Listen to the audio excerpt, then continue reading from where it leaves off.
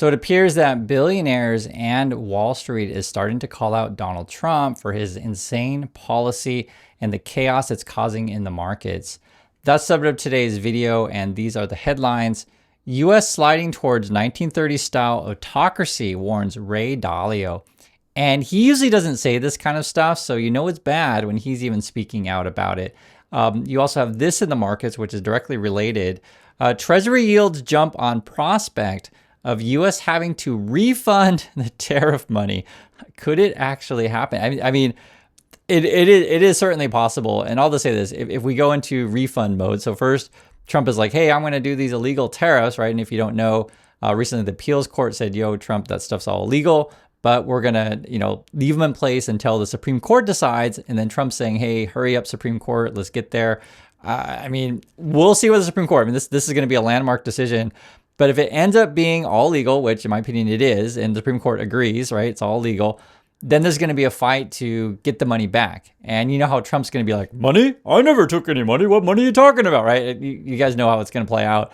And then we're going to discover, okay, how much money is in the sovereign wealth fund? How much money went to your stupid crypto? How much money went to your stupid, projects and dark money wherever, right? I mean, it's going to be a real fight. I'm telling you. And so then what's going to happen? And let me read this. This is from Raymond James. It says, if the ruling is upheld, meaning that Trump's tariffs are illegal and the Supreme Court affirms that, refunds of existing tariffs are on the table, which could cause a surge in Treasury issuance and yields.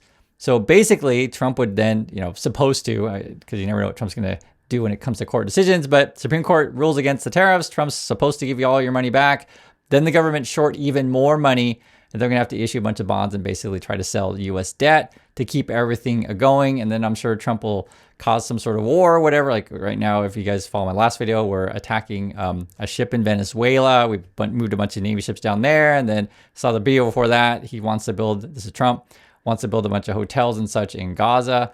I mean, this is all just this massive bubble built on a mafia type dude, right? And all his mafia, what do you want to call it? Like, sycophants or lackeys or whatever, like none of this stuff, it adds up. The numbers don't add up.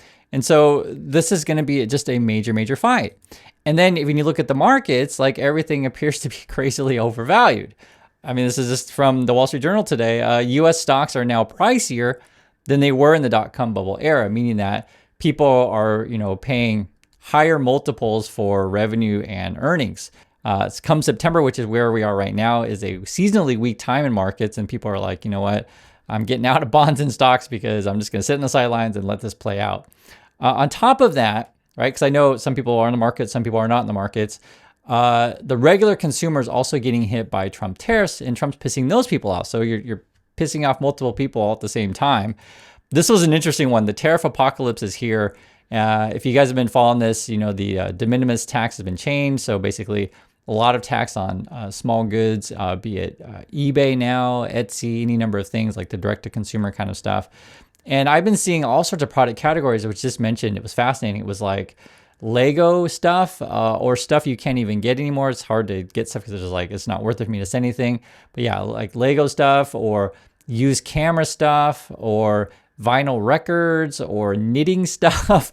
No, for real. Like all kinds of stuff that people, send each other small items are now subject to tariffs, and people are getting hit with surprise bills. You may have experienced this kind of stuff, or you just can't get anything at all. And so this is kind of the chaos that Trump is causing. And, and then you have, so it's like this, it's affecting the small money, expecting the big money. Then Ray Dalio just comes out today and is like, yo, this is like 1930s autocracy kind of thing. Let's see what he has to say. And he has some interesting things in the interview also. So he says here, this is a hedge fund billionaire. Ray Dalio has warned Donald Trump's America is drifting into 1930s style autocratic politics, right? And said other investors are too scared of the president to speak up. So according to him, other people are too scared, but I guess he's not. I, however, think that things will change if the money really shifts against people, right? And because it becomes a point to where, like, am I going to let my fear of, Trump and his DOJ or whatever that could sick whatever thing on me, or am I going to lose, billions of dollars? And I think at the end of the day, people are like, you know what? I'm not losing $1 billion. I'm going to call it Trump. And kind of the more whispers that go along, more people will turn against. That's just my opinion on that. Like I said, this is really unusual for Ray Dalio to say this stuff. The Bridgewater Associates founder told the Financial Times that, quote, gaps in wealth, gaps in values, and collapses in trust were driving more extreme policies in the U.S. I think that what is happening now politically and socially is analogous to what happened around the world in the 1930, 1940 period, okay? And then you have this, Wall Street's already saying, well, maybe you should go look to Europe if you're going to, add more to the stocks. It says Goldman and JP Morgan say European stocks are set for year-end gains. And then around the world, people are saying, hey, what if we do business in other currencies, right? It says developing countries swap out of dollar debt to cut borrowing costs. And then it goes on talking about a switch to renminbi, maybe Swiss, and to be developing countries like Kenya or Sri Lanka. Now, let me go over exactly, I know I'm covering a lot, but I just want to give you guys an overview. And basically, just long story short, Trump is chaotic, right? His policies are awful, and a lot of them could get reversed. Then there's going to be a fight over the money. And essentially what I'm saying is Trump is pissing off both the big money, the small money, and other countries. Like, it's just, it's going to come to a point like, who's still with Trump? There's no way this is sustainable. Now let's see what Ray Dalio has to say. And it's actually interesting. He's got 5 points about what's currently going on in the world / markets. Question: is the real threat to American capitalism coming from the far left or from Trump's brand of interventionism? Okay, that's the question. This is what Dalio has to say.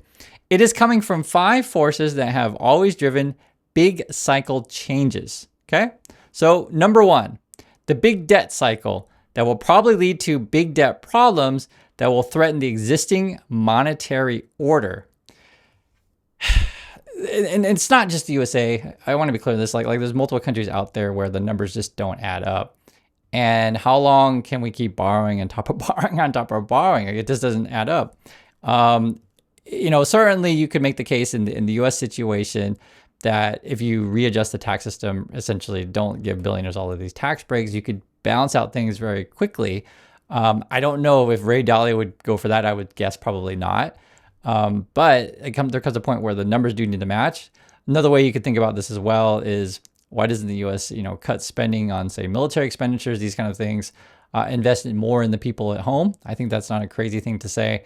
But I understand that there's a lot of money and powers involved with this stuff. That's why we talk about everything on this channel. So I just want to mention the debt thing is a major problem. And then you have the issue of, and this is not just USA, it's all over the world, where you have an elderly population that's living longer and then less workers coming in, right? So the baby boom generation was a very big generation, right? And they're living longer.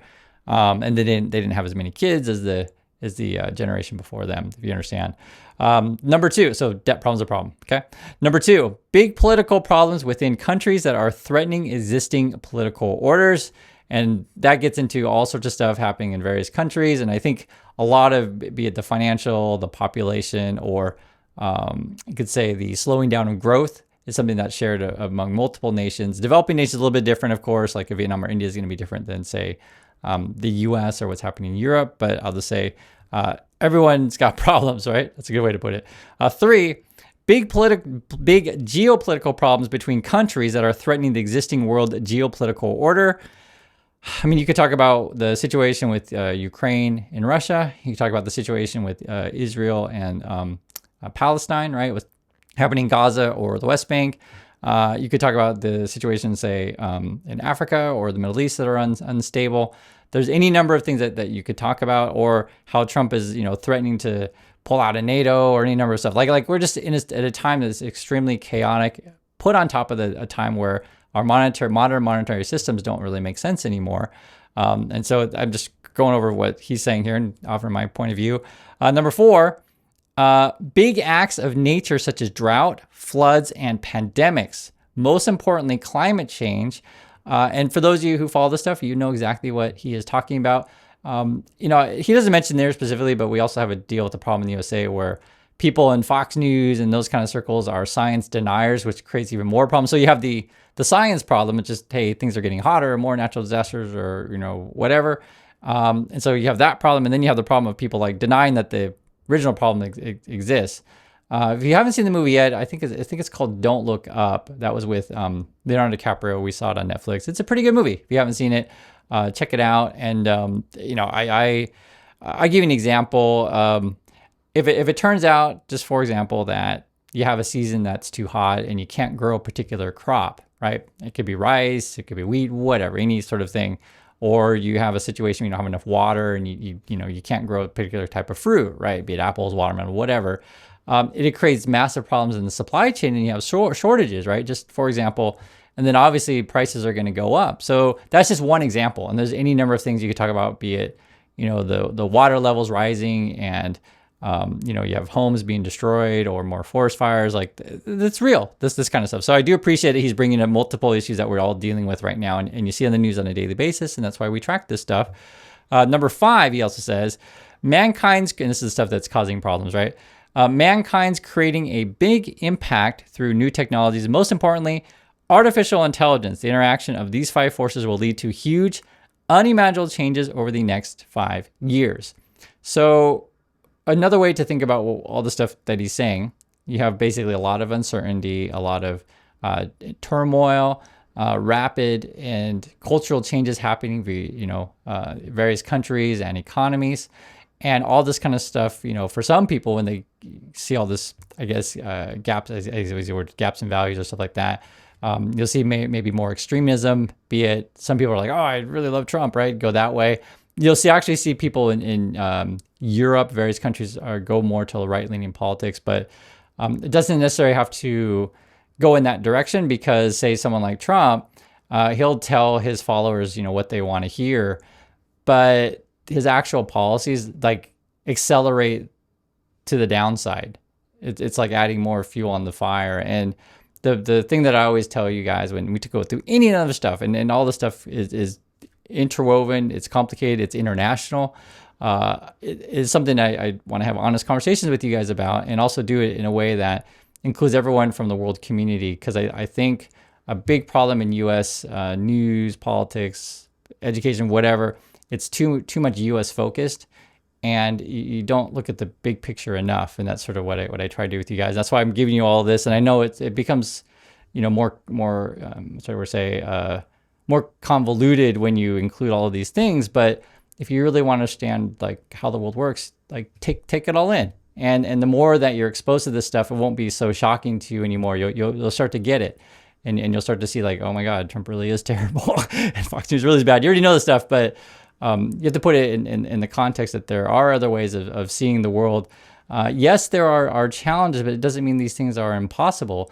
The first thing we need to do is address what's really happening, opposed to chasing windmills of what the Trumpies are up to. So my opinion in terms of the money stuff, I agree with all this stuff. The fight over the tariffs, that could be illegal.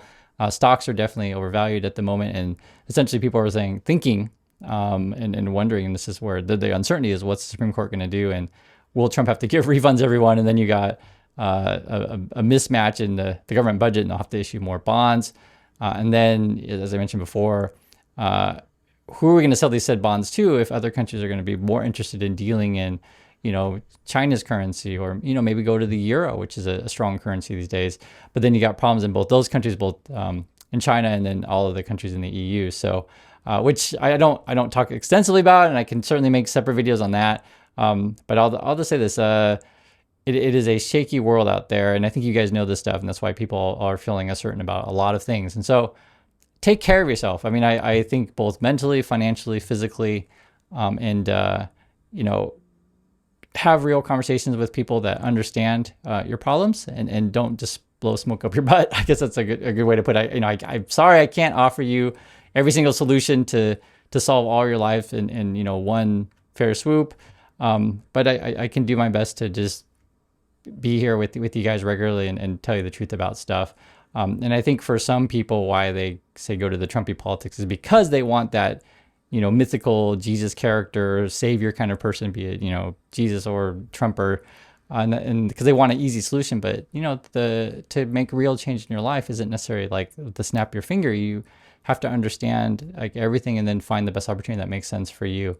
So that's my thoughts on this stuff. I would like to hear yours, and I'll catch you all in the next video.